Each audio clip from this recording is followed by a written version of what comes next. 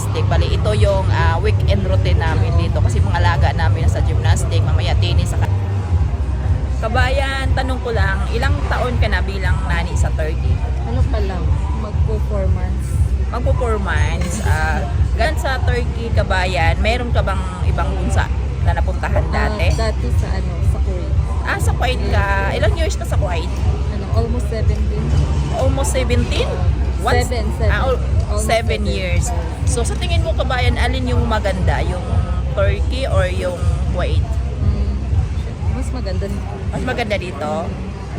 Yung sahod naman, alin yung mas malaki? Siyempre dito. Dito? Alam ba natin sa Middle East? Sa bagay, compared talaga sa Middle East, no, mas ahead yung lang sahod din kasi, natin. di ba, $400 lang doon.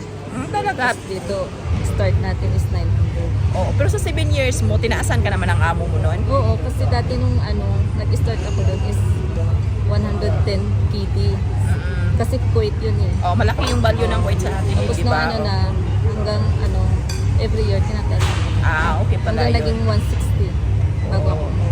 So, kumusta naman yung amo mo dito sa Turkey, kabayan? Kasi 4 months ka, nakapag-adjust ka na ba nun sa 4 months?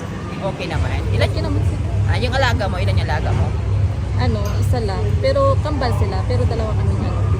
Wow, dalawa kayong Pinay sa Tapos amo. may Turkish din na tagalinis.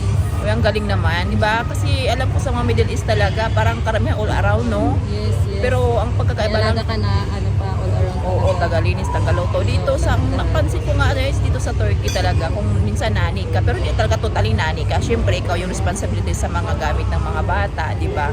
Pero at least hindi ka nagluluto, hindi naglilinis. Kaya nga, di ba? Kaya nga, yun din yung napansin ko dito sa Turkey. So, kabayan, ano yung advice mo na lang sa mga gustong mag-OFW?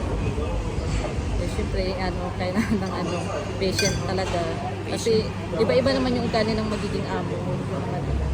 Correct.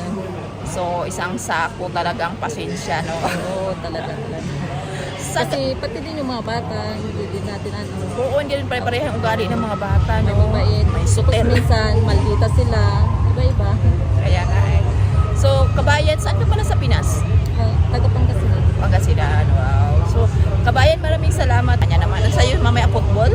Hindi, tapos na sila. tapos na Kasi sila? kanina, bali. Bali na daw. Okay. Salamat, kabayan. Guys, thank you for watching.